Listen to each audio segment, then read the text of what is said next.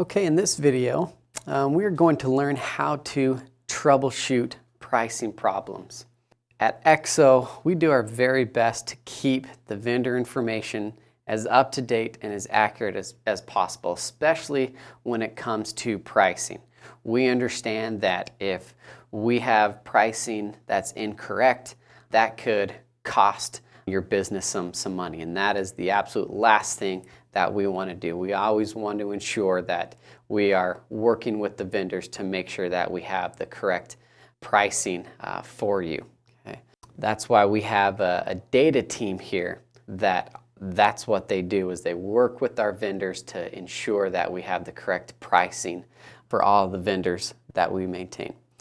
Sometimes there are vendors or manufacturers that they don't provide us the correct information, and that could be one cause as to why the pricing is off. So in this video, what we want to discuss today is we want to give you a couple of different options and some different areas to check to see where your pricing may be off. Okay, you know, these sections that we're going to be discussing are the vendors area, item markups, item edit, and quoted items. We want to go through some of these different areas to see why your pricing may be wrong. And this is what we check internally as well. If you contact client services, these are some areas that we're going to check also. And then from there, if we still see that there's a discrepancy, we'll pick up the phone or send an email to the vendor and make sure that we get the right pricing in place, because we understand how vital that is to the success of your business. So to start us off, let's first take a look at our vendor section. Okay, so we're logged in here to the dashboard, and let's go ahead and click on admin, and then let's go to catalog and pricing, and let's select vendors. Okay, so this will take us to the page of all of our vendors. Let's go ahead and let's say I want to take a look at Christorama. Okay, so let's click on them. Okay, so the first place that I'm going to take a look at here is the vendor required policies. Okay, so we have two sections here. We have our website section and we have the in-store. So this is key. You want to take a look at your required policies. The website are the pricing policies that you see when you are actually on your website. The in-store pricing policy is what you will see when you are logged in. Okay. We have a couple of different options here. First off, especially for the website, we want to take a look at IMAP. Okay, that's the Internet Minimum Advertised Pricing. So we have some options here. So this tells us that for Christorama, they have a total of 3,530 items. Okay, 2,947 of them have an IMAP policy. Okay, so we have a couple of different options here. We have set IMAP as minimum and set IMAP as actual. Okay, IMAP as minimum will allow you to defer to your item markups. Okay, as long as it doesn't go below IMAP. Okay, so setting IMAP as minimum is just that. It's going to allow you to do your item markups, but it's not going to allow you to go below IMAP.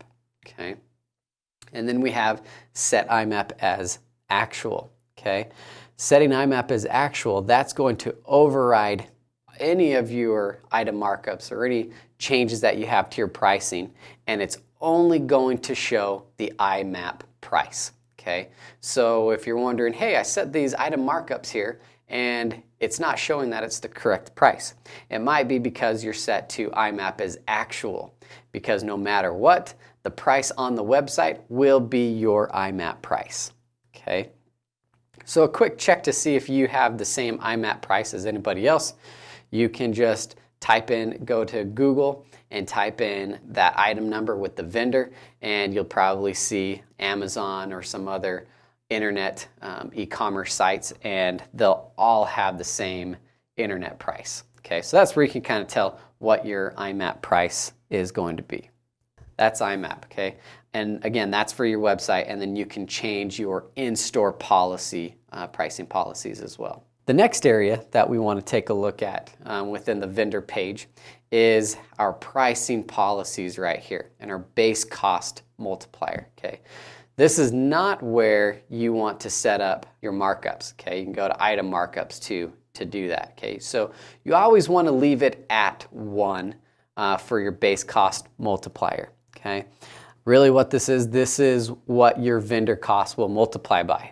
So whatever your cost is for Cristorama, if you have it set at something other than 1, it's going to multiply that. Okay, so everything, simple math, right? Everything multiplied by 1 is itself, right? So if you have 0, your base cost multiplier of 0, everything is going to be 0, right? If you have your base cost multiplier of 2, all of your items from Cristorama, your cost will be multiplied by 2. So we want to make sure that's always set to 1 there, okay? Another area that we can take a look at to see if our pricing is off is our discount area, okay? This is a section where if you have a retail-only vendor, they don't give you a cost for your items, okay? What they do is they give you a discount on the retail price, okay? So whatever your discount is of the retail price, this is where you would go to that discount, okay? So if your vendor is a retail only, find out what your discount is and put it in here, okay? Now the other section is vendor maintained or customer maintained, okay? If it's vendor maintained, that means it's XO maintained, okay?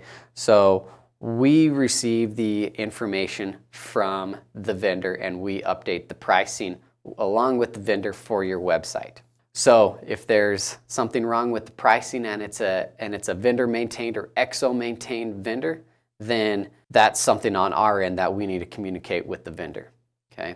If it's a customer maintained vendor, XO, we don't update any of the pricing information, okay? So maybe if you're on your website and you see the pricing is wrong for this vendor, and make sure you take a look at, is it customer maintained or is it XO or vendor maintained? Okay, if it's customer maintained, then it's up to you to determine what that price is. Okay, so that's the first section that we want to take a look at to troubleshooting our pricing here is our vendor page. Okay, the next that we want to take a look at is our item markups. Okay, so we'll go to admin, catalog and pricing, and markups. Okay, so here, this is where we have our pricing tiers. Okay, so we have our default tier, which is what you see when you are logged in to your store. And then we have our web pricing, which is what you see when you are on the web or when you are not logged in. So let's take a look at what our web pricing is. So let's click on edit here. And you want to take a look at what your default markup is at. Okay. So again, your markup, this is multiplying what your cost for the item is by, in this example, we have a 2.5. Okay, so if it's off, this is our default markup for all of our website products. Okay, everything on the web for all of our vendors are going to be multiplied by a 2.5 here. Okay, in your markups, you can change that. Okay, so you can add a new markup row for a specific item or a specific category or brand. Okay, so you want to check and see what are those different markups. Okay, so I see here on brands, I have 4 of them. Let's click on edit and let's see what brands those are here. Okay, so it's got Jeremiah, Kenroy, Made of Tiffany, Minka Air, right? Those are our brands. So these brands right here are going to go off of a 2.0 markup. They're not going to go off the 2.5, the default. They're going to go off the 2.0. Okay, so you want to check and see what your markups are if you have any different markups here. Okay. The other area that we want to check is the specials row. Okay, perhaps you have a promo code that's running that you forgot to turn off. Okay, so right now we have this promo code. This is going on for all of our items here. It's a 10%. So if the customer has what this promo code is, they will get 10% off of that item. Okay. Let's say that you forgot to turn that off. Okay, you can simply uncheck it or delete it, and that will remove that promo code there. Okay, so that is another area that you want to take a look at is your markups. Okay, Third section that we want to take a look at would be our item edit page. So let's go up here to Admin, Catalog and Pricing, and let's go to Item Edit. Okay. And then let's select chandeliers, or if you have an item number that you know off the top of your head, you can type that in here and hit search. Okay, so brings up all of our items here. So what we want to do is edit this item. Go ahead and hit edit, and we have some information here. Okay, we have these values override the vendor level values. Okay, so we talked about what our vendor policies are. Okay, but if we are going to edit an item, it's going to override those policies that we've set in our vendors page. Okay, so maybe on accident or on purpose, you came in here and you selected a couple of these, which we'll go into. This will override that vendor level. Okay, so again, we have our base cost multiplier. Okay, if you wanted to change that for that item, you can do that here. Again, we don't recommend changing the base cost multiplier, just leave it at a 1.0. The markup amount in this section, that is for when you are logged in, okay, is your markup amount. And you have some different options for this item, okay? You can use your pricing tier markup, which we just discussed. You can give it a custom markup or some other options here, okay? If I give it a custom markup, I can multiply it by 1.0 or 2.0, okay? Or I can give it a fixed price, okay? If I hit this $, and let's say that I want this item to sell at $100. Now, that's going to override all of my multipliers and say this item is going to be $100. Okay, now again, this markup amount, that's for when you are logged in. Okay, web enabled, this is where if it's not showing up on the internet, don't display or display. Okay, account enabled, same thing for inside if you want it to display in your store or not. And then we have your web markup amount. Same thing as the markup amount here, but this is for your website. Okay, we could give it a custom markup, and let's say I want this item to be $100 as the markup amount. So this is where you can see maybe you had set up in this item edit, you gave it a fixed price of $100, and that's going to override any item markups that you have. Okay, so this is the third area, is our item edit section. The fourth area that we can take a look at is our quoted items. Okay, so let's go to Admin, Catalog and Pricing, and let's take a look at quoted. So with quoted items, okay, sometimes you may get a quote on a product from the vendor, okay, and they're going to give you a discount on what your cost is, okay? And maybe they're going to give you a discount for 30 days or for 60 days, right? This is where you can come in and you can change what that quoted price is, okay? So this is another area where you can troubleshoot your pricing. Maybe you have selected your quote price, okay? And this is going to go off of your cost, okay? Not what the retail price is, but what your cost is from the vendor, okay?